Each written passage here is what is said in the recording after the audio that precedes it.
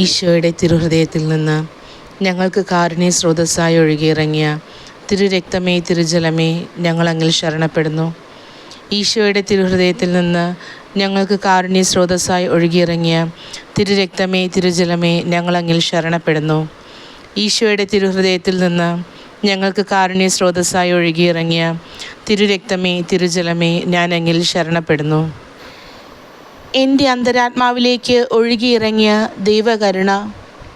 വിശുദ്ധ Maria ഫൗസ്തീനായുടെ diary കുറിപ്പുകൾ, notebook 1. എന്നാൽ 3 ആഴ്ചയ്ക്ക് ശേഷം വളരെ കുറച്ച് സമയം മാത്രമേ ഇവിടെ പ്രാർത്ഥനയ്ക്കായി ലഭിക്കുകയുള്ളൂ എന്ന വസ്തുത ഞാൻ മനസ്സിലാക്കി.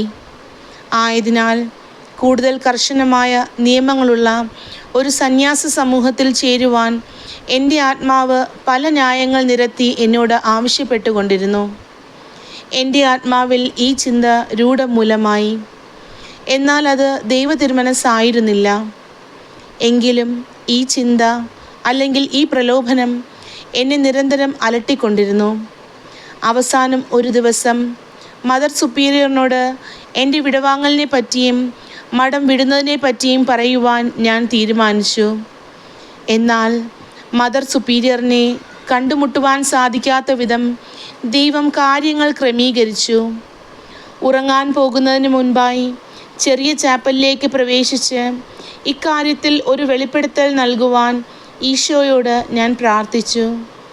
എന്നാൽ എനിക്ക് മനസ്സിലാക്കാൻ സാധിക്കാത്ത തരത്തിലുള്ള ഒരു പ്രത്യേക അവസ്ഥയല്ലാതെ മറ്റൊന്നും എനിക്ക് അനുഭവപ്പെട്ടില്ല. കാര്യങ്ങൾ ഇങ്ങനെയൊക്കെ ആയിരുന്നെങ്കിലും പിറ്റേ ദിവസം രാവിലെ ദിവ്യബലി കഴിഞ്ഞാലുടൻ മദർ സുപ്പീരിയറിനെ സമീപിച്ച് എൻ്റെ തീരുമാനം അറിയിക്കാൻ ഞാൻ നിശ്ചയിച്ചു. ഞാൻ എൻ്റെ മുറിയിലെത്തി. സഹോദരിമാർ എല്ലാവരും ഉറങ്ങാൻ കിടന്നിരുന്നു. വിളക്കുകളെല്ലാം അണച്ചിരുന്നു. വലിയ അസ്വസ്ഥതയോടും അസംതൃപ്തിയോടും കൂടി ഞാൻ എൻ്റെ മുറിയിൽ പ്രവേശിച്ചു. എന്തു ചെയ്യണമെന്ന് ഒരു രൂപവുമില്ല. നിലത്ത് സാഷ്ടാംഗ പ്രണാമം ചെയ്തുകൊണ്ട് ദൈവ തിരുമനസ് വെളിപ്പെട്ട് കിട്ടുവാൻ തീക്ഷ്ണമായി പ്രാർത്ഥിക്കാൻ തുടങ്ങി. സക്രാരിയിലെന്ന പോലെ എല്ലാ സ്ഥലത്തും നിശബ്ദതയായിരുന്നു. ഈശോയുടെ കാസയിൽ അടച്ചു വച്ചിരിക്കുന്ന വെള്ള ഓസ്തികൾ പോലെ എല്ലാ സഹോദരിമാരും വിശ്രമിക്കുകയാണ്. എൻ്റെ മുറിയിൽ നിന്ന് മാത്രം ദൈവത്തിന് ഒരാത്മാവിൻ്റെ രോദനം കേൾക്കാം. 9 മണിക്ക് ശേഷം അനുവാദം കൂടാതെ ആരും മുറിയിൽ പ്രാർത്ഥിക്കാൻ പാടില്ല എന്ന നിയമം ഞാൻ അറിഞ്ഞിരുന്നില്ല.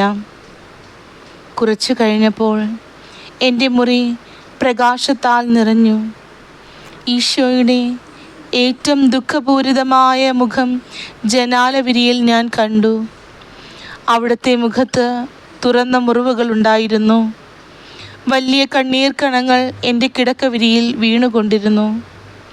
ഇതിൻ്റെ എല്ലാം അർത്ഥമെന്തെന്ന് മനസ്സിലാക്കാതിരുന്നത് കൊണ്ട് ഞാൻ ഈശോയോട് ചോദിച്ചു, ഈശോയെ, ആരാണ് അങ്ങയെ ഇത്രമാത്രം വേദനിപ്പിച്ചത്?